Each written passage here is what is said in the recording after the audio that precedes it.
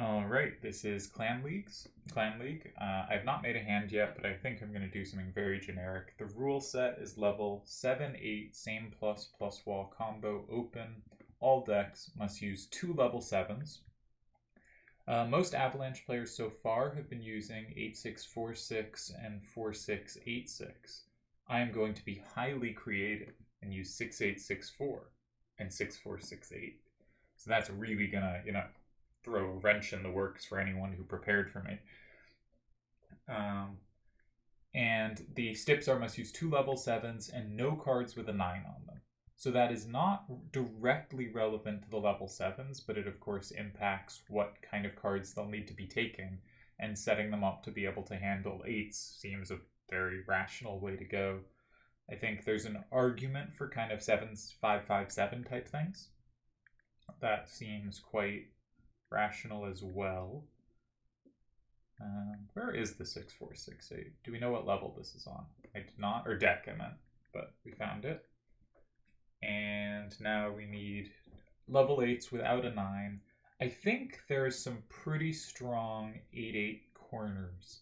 Scythe used 8-2, 8-6, and 5 as his starter, and that proved very strong in his win over Tezuka on this set.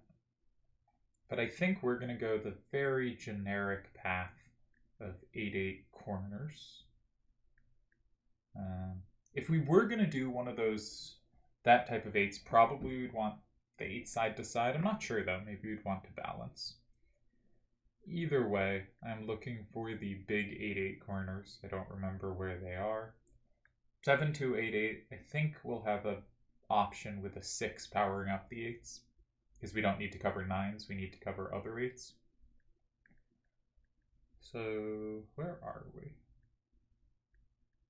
Either they're all at the bottom or I missed some. 8-6-8-2 is a card worth considering. 6-8-8-4, that seems kind of mandatory. That's just, seems like the most powerful card available. Let's scroll back down. See if we got any other 8-8 corners. 6-8-4-8. That certainly could be a good card. I thought there were some 8-8 corners that I must be missing. Alright, I have a database. I'm gonna search, figure out what deck things are in. So I thought there was an 8-8-6-2 or an 8-8-2-6. It's an FFX2. Okay, we can find that. So I did just scroll past. Yep, 8-8-2-6, there we go. And I thought maybe 6-2-8-8.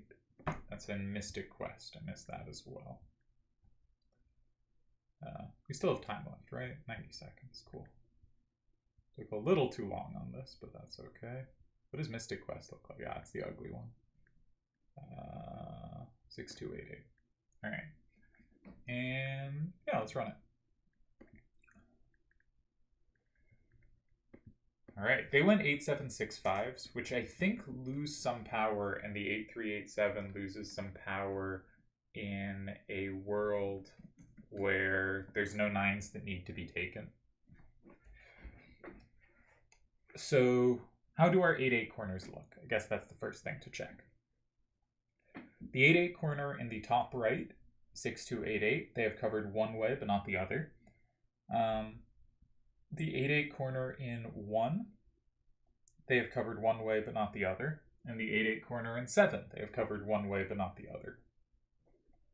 Now that likely means they have pretty good setups, right? Like if we started 8-8-2-6 and 7, it seems like they could go something like 6-6-8-4 and 5, and 6-8-4-6 would have both sides with a high number out facing. So the corners don't seem super appealing. They do have an 8 in every direction.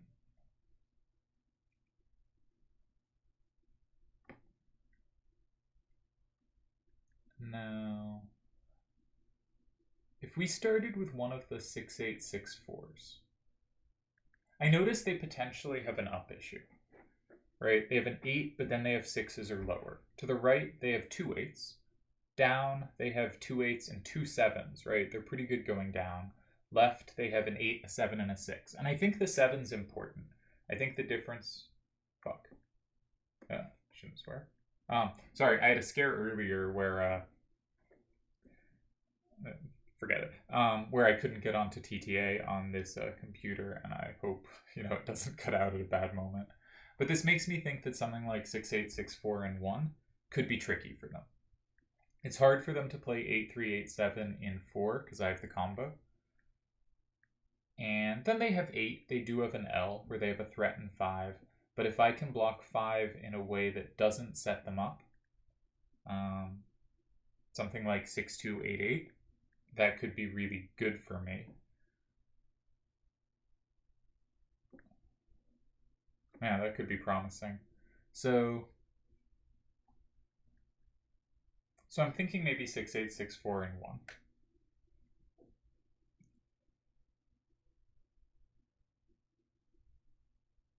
Kind of looking for reasons now not to.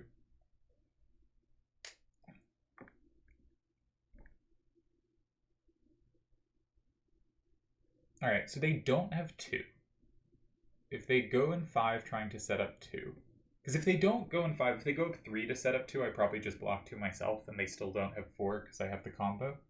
So if they go in 5 to set up 2, how can they do so?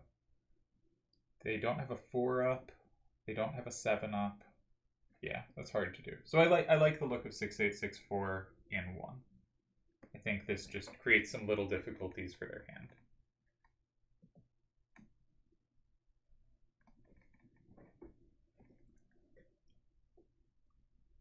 I love 8-7, 6-5s. I think they're fun cards, and I think kind of thinking like, okay, what are the best cards on level 8? 9-9 corners, 9-8s, maybe 9-8, 5-4s, maybe 9-8, 4-3s, but a variety of 9-8s, and like 8-7, 6-5s. Those are the cards I think that really stand out. 8-8s tend not to play very well. 9-7-7s, 9-6-6s and stuff like that gets pretty suspicious. I think there's pretty clearly kind of a top 3 types of cards.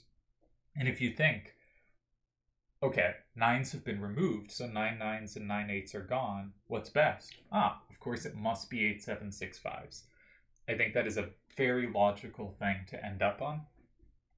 But I also do think it must be a mistake here, because the real strength of 8-7, 6-5s is they play so well in a world of 9s, right?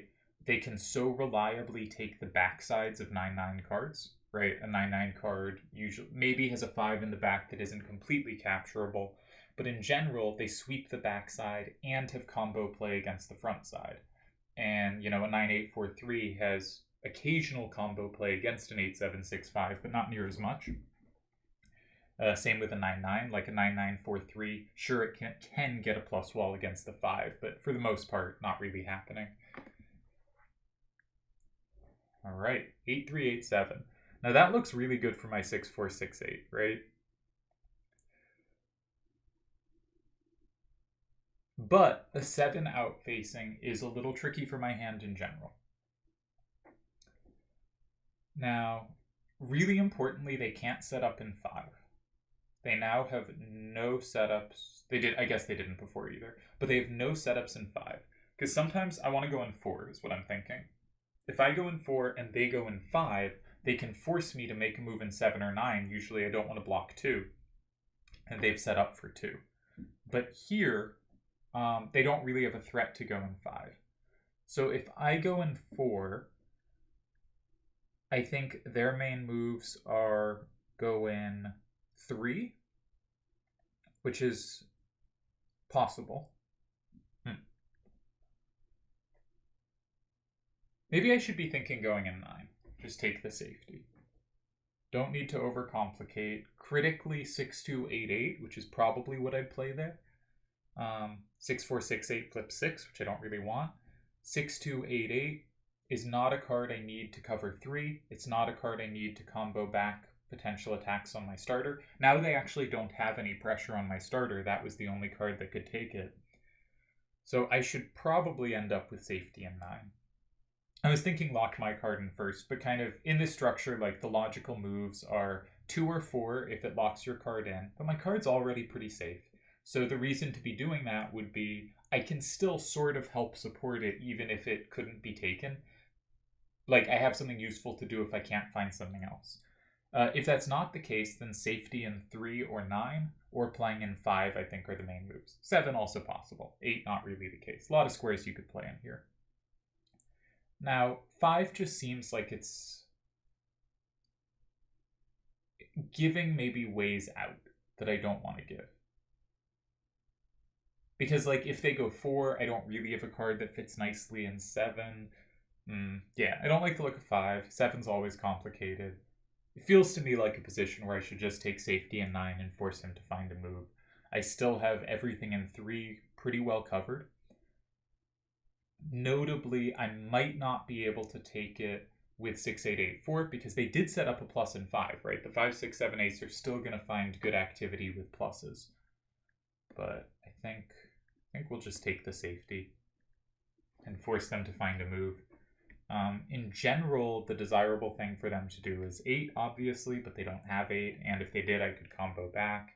8 or 3 squares with one side out facing are really relevant, but I should have 3 pretty well covered. I can lock in anything with an 8 facing out, and it's probably okay there that I give up the plus and 5, because I've locked in enough extra cards. And my 8-8-2-6, I think, will be a good bottom row sweeper at the end there.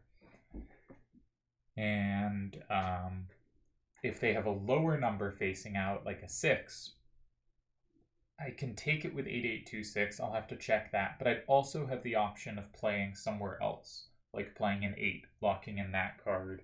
And they would create a threat in 2 if they have a 6 out facing. So they would start being able to take my cards, but hopefully I could set it up such that I have a big threat in 5 if they do so. But I kind of think they should go in 3 with a 6 facing out. That feels like the right thing to do. Play in the kind of critical square to play in, the half square, right? The space where there's only one square attacking it. And if you can force the action favorably, it works well. I don't think they should do it with the 4 facing left, because that gives my 6-4-6-8 play in 2, and that's the card I want to get out of my hand at this point. Right, it's the card that doesn't face right or up very well. Both my other cards are good in at least one of those directions. So I would love an opportunity to get that out of my hand, and they probably shouldn't give it to me. It is possible, if they play the 6 out from 3, that I should play in 2 with 6-4-6-8, just the 6 down. Everything I have on board is safe, and I have 2 pretty good sweepers for the endgame. So it's possible that just wins against 3.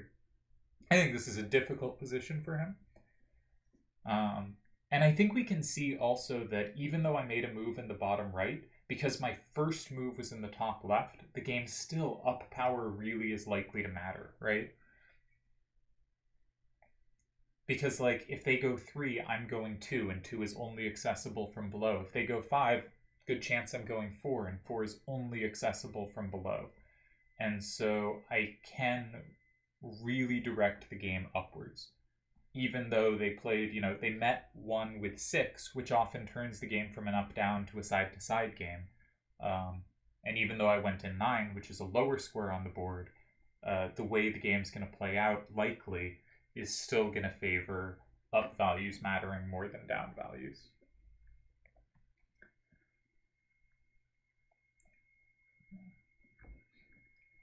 there anything else to say here? I think the 6-8-6-4 is kind of better than the 6-8-4-6. Not by a lot, but by a little. Almost always, and there are exceptions, I think. I'd love to hear other people's takes. Like, do you prefer A9-6-4 or A9-4-6? Or A6-9-4, right?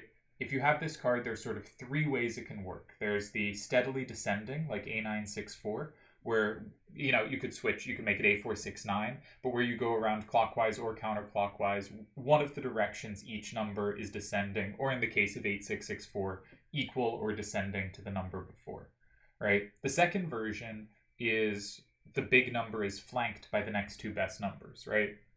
So a 6-8-6-4, the 8 is surrounded by 6s. An A6-4-9, the A is surrounded by the 6 and the 9, right?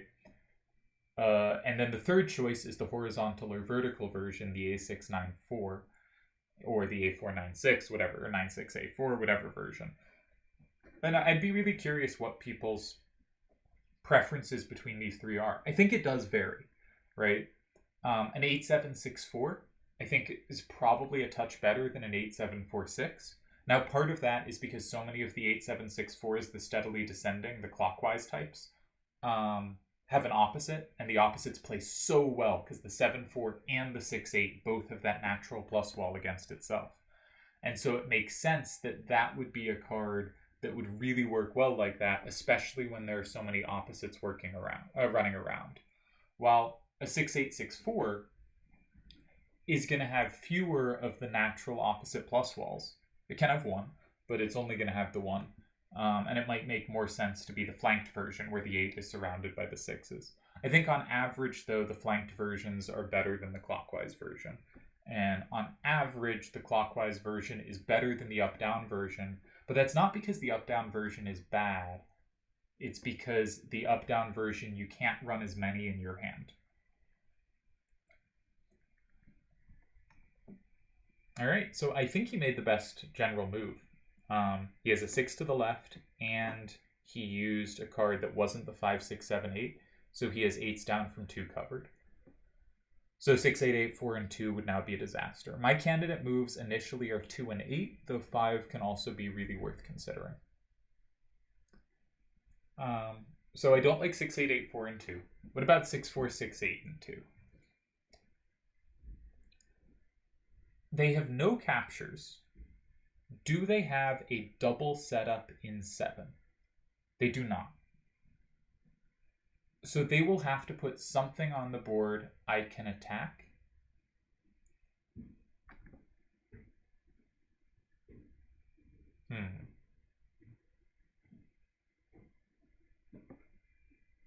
So let's say they went something like 6, 8, 4, 6, and 5.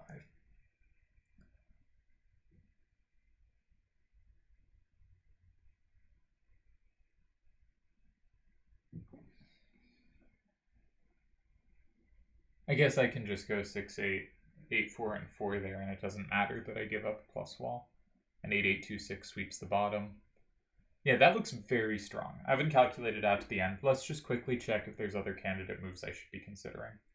8, 8, 2, 6, I'm not sure is better, because it puts me up more points. But the card in 2 is vulnerable, so they probably get it back, and I have worse cards for that endgame. So 6, 4, 6, 8, and 2 looks better to me. I could also go in 8. They did create a threat in 2, though. So I think 6, 4, 6, 8, and 2 is so clearly the most promising candidate move that I should spend my time there and should just calculate it out. So 6, 4, 6, 8, and 2. If they go 6, 8, 4, 6, and 5, I go 6, 8, 8, 4, and 4. I'm up 6, 4, and I do win. Yes, I do win. Okay.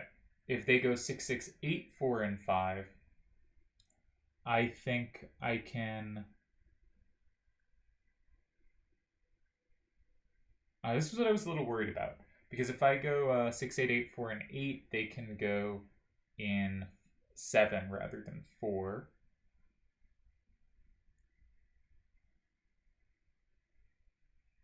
Hmm. 6, 6, 8, 4, and 5.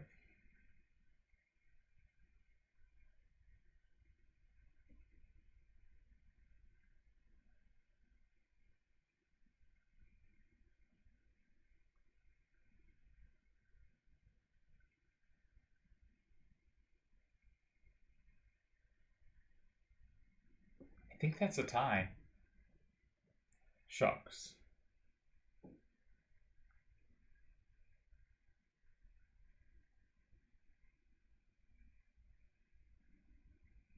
I think that's a tie.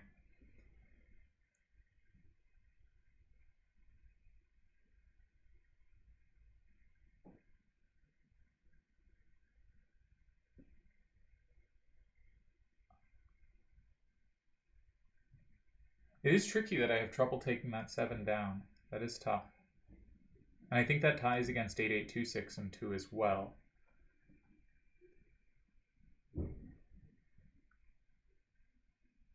I don't think there's much more in 8. Oh, I think this was a very good move. Can I go in 5? It is risky. 8, 8, 2, 6, and 5? No, I don't like it. I think I'm just going to go in 2, but I don't think it wins. I may have missed something here. But I don't like letting my time run all that low. and I'm not calculating all that cleanly.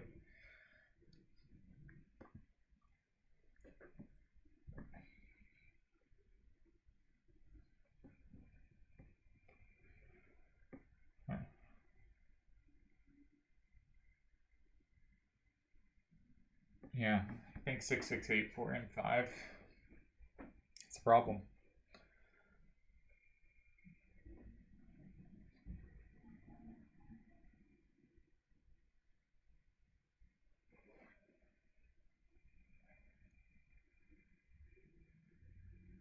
It's obviously very close to a win for me, but I don't think it is one.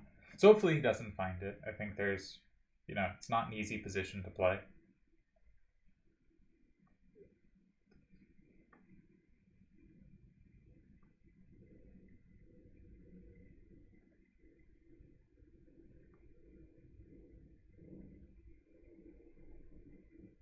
And it's possible there's multiple ways to do it. 5, 6, 7, 8, and 5 probably works too. Ah, shucks. Yeah. Oh. I feel like I let the clan down here.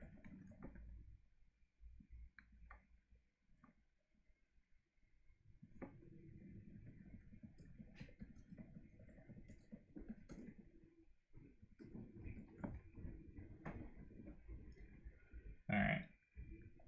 So we don't want to see a move in 5. But 5 is a natural square to go in because nothing else can block in 6. So if we do see a card in 5, we really want to see a 6, 8, 4, 6. Because 6, 8, 4, 6, I can beat. But 6, 6, 8, 4, I can't.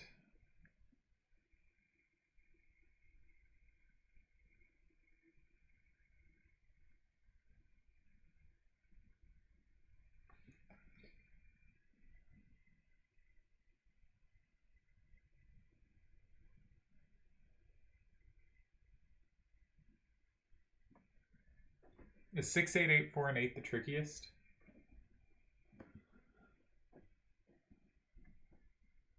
Six, 8, 8, 4, they can lose by playing 6, 8, 4, 6, and 4. Alright, let's just go through every move. We've got time. 6, 8, 8, 4 in 4. I go up 6 to 4. They combo back with 6, 8, 4, 6 in 7. They go up 6 to 4. I take one thing back. We have a tie. Alright. 8, 8, 2, 6 in 4. We go up 6, 4. They play either card in 7. Tie. Okay. Not so inspiring. If we go in 8, 6, 8, 8, 4 in 8, they can play specifically, I guess it's not so specific, they can play either card in 7 and they tie.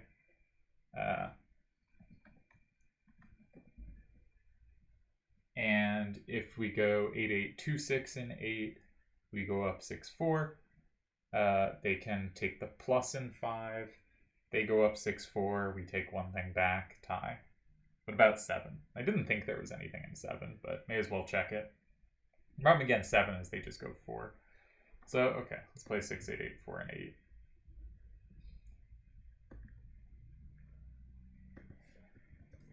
Well played to Wingus. And,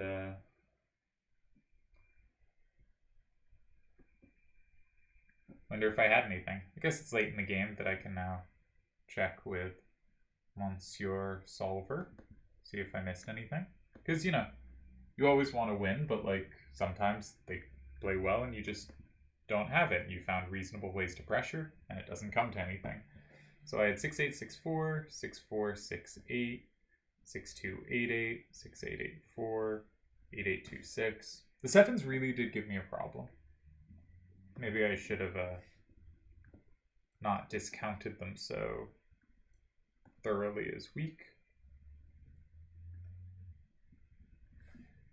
Because they did give them some pluses I didn't have, because I have no 1 gaps in my hand. And so it was hard for me to play off 7s. Yeah. Alright. We'll send in the game, and then we'll check it with the solver. See if or where I messed up.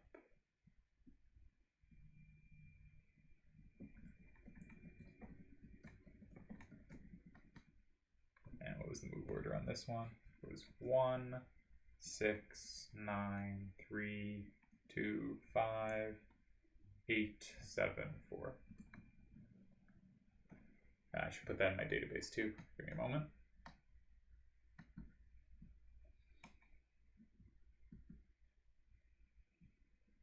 I was really hoping to have a good clan league. It's going well for our team, fairly. But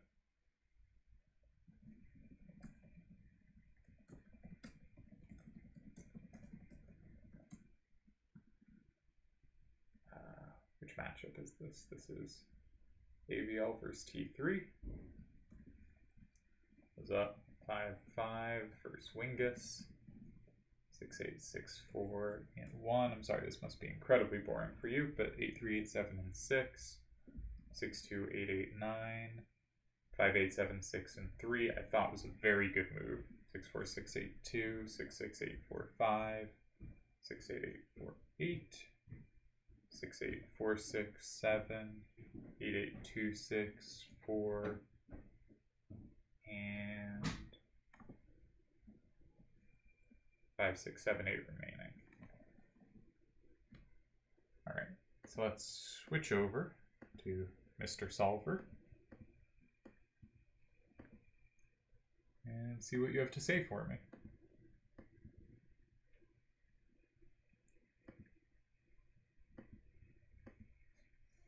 All right, so I definitely messed up.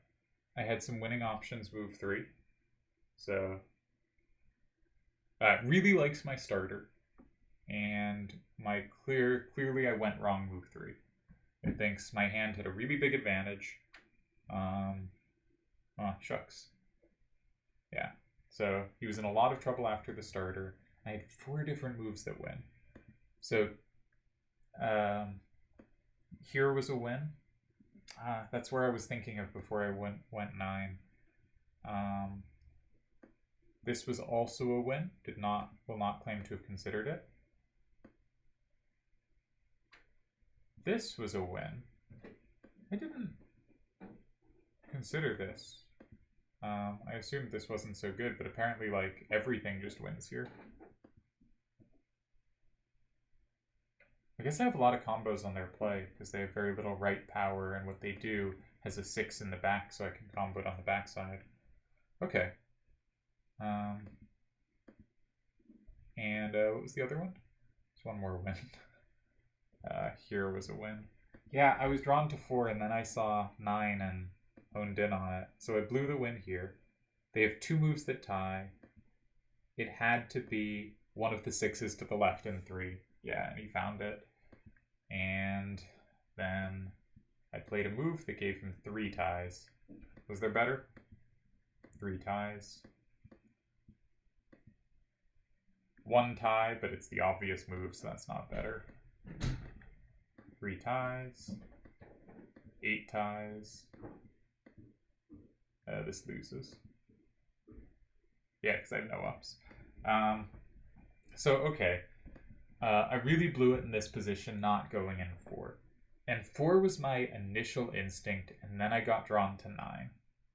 And I'll have to go back and think about my my thought process here, but I thought 9 was clearly promising, but I should have spent more time on 4. And that's my bad. The hand was more powerful by a decent amount, but once I went 9, he did have a path to a tie, and he very smartly found it. This was a really good move. And I didn't think I had anything 5, I didn't think I had anything 8. Sort of thought I had something 2, realized I didn't, but couldn't find anything else at that point, and there wasn't anything else. So, big mistake, move 3 from me. And shucks. Let my clan down here. Alright, see you next time.